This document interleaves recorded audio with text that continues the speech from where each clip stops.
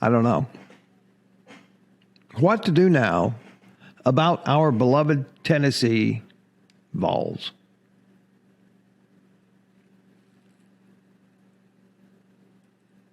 I'll tell you what I'm going to do. I'm going to celebrate. That's what I'm going to do. You know why? Because we still have a great team.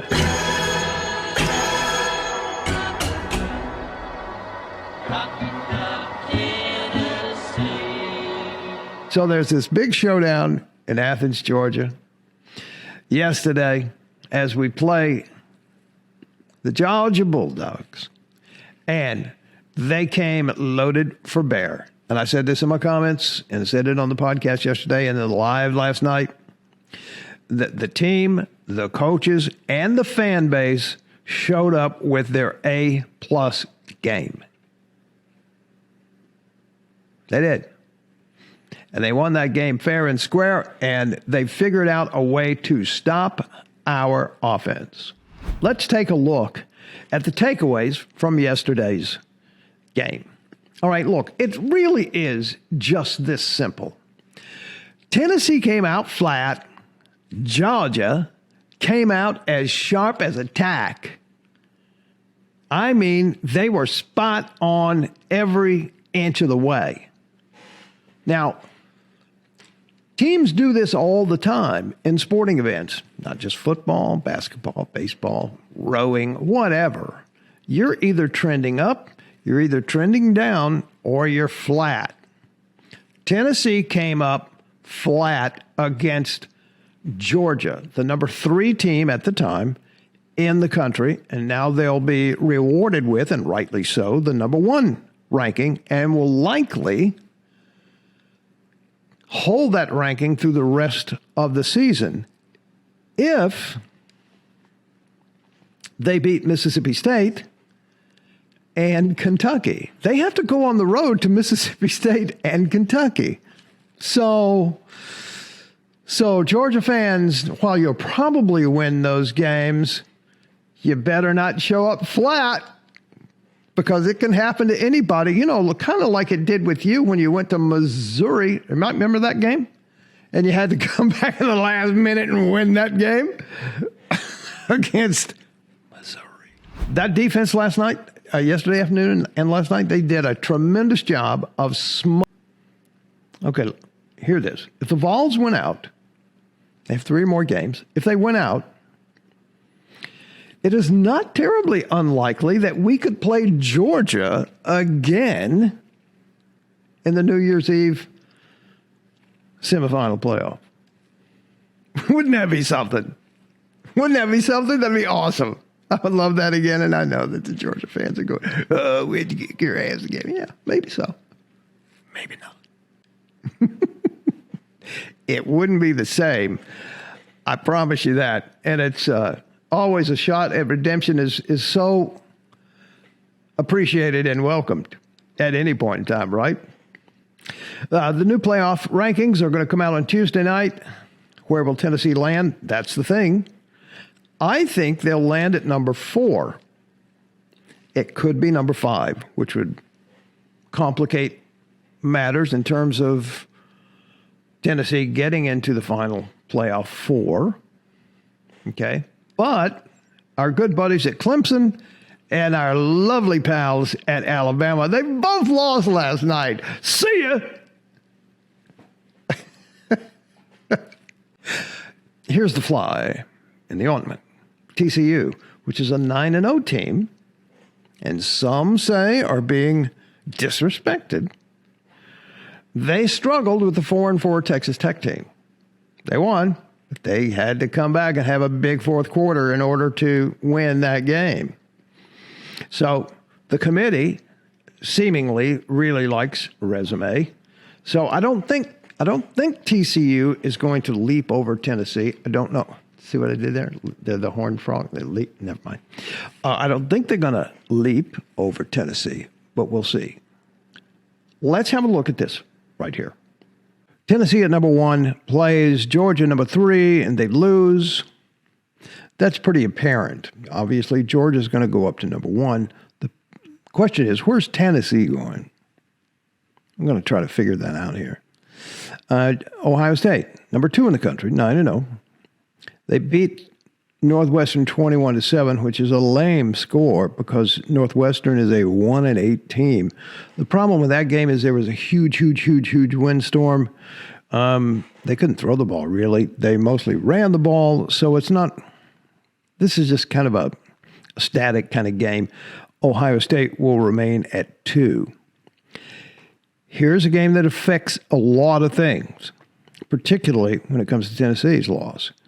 Clemson is now 8-1, but they dropped to a 6-3 team, and they dropped pretty good, 21 points. They got beat pretty bad.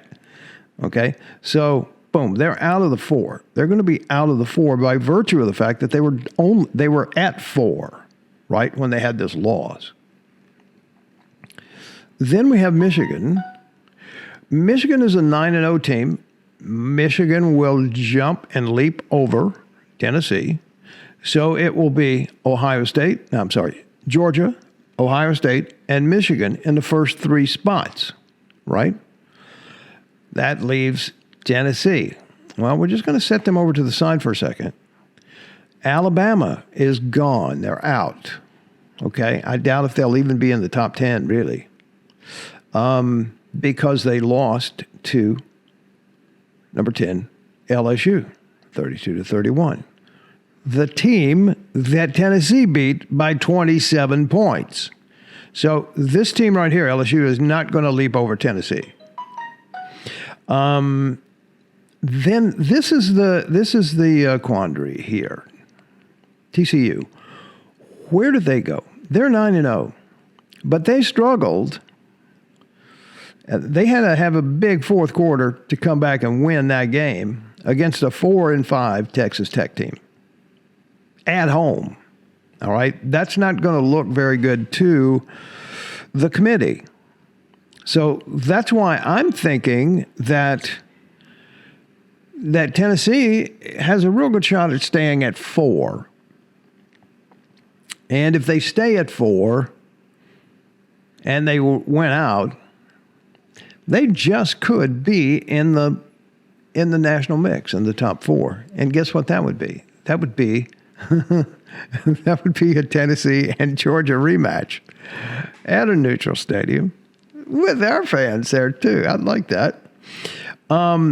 Oregon here, an 8-1 team, just like Tennessee now. I don't think they're going to move up much from this place here because they beat a 1-8 team. They did what they're supposed to do, right? They're supposed to go in there and bust them up good, and they did. But it's a 1-8 team, and I don't think they're going to move up much because of that. Or certainly not leapfrog over Tennessee. Southern Cal. They struggled with a 3-6 team. 41-35, 6 points, right? They're not going to be jumping Tennessee. The other one out there on the coast is UCLA, an 8-1 team. They beat Arizona, a 3-6 team, but Arizona State, I mean. But it wasn't a very impressive victory. I mean, it was kind of touch and go there, and it looked like Arizona State was trying to come back in the fourth quarter. The only other team that is problematic is I don't know where North Carolina is going to go. Where are they? They were right here. There. Where are they? There they are.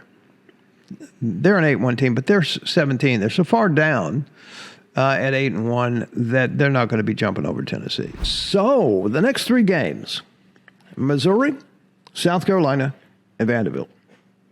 All right? I would not want to be Missouri coming into Neyland Stadium after what happened in Georgia yesterday. Okay? You think they're going to be a little motivated? I think so. Not Missouri, Tennessee. Now, here is the trap. Here is the trap game, South Carolina. I do not like going into South Carolina to play a football game, ever. Never have, and never will. Now, I think they'll beat South Carolina, pretty good, in fact. But bad things can happen in South Carolina when Tennessee goes there. So that game will be the determining factor of whether we end up 11-1 or 10-2. If we end up 11-1, and then of course we'll beat Vanderbilt. If we end up 11-1, very good chance that we will be in the playoffs. Because, as I showed you, Georgia's going to be number 1, Ohio State number 2, Michigan number 3. And if we're sitting at 4, or even at 5, what's going to happen is Ohio State and Michigan, boom, one of them is going to be gone. I would imagine Ohio State will win that game because it's at Ohio State. Okay? So, and then there's the conference finals, whatever. I'm just saying if we can stay around at 4 and 5 and we're 11-1, we have a very good chance of being in those playoffs, all because we were ranked number 1 this week. And we had some room within which to fall. I wanted to give some love to and kudos to the game day fellas, Desmond and McAfee and Herb Street.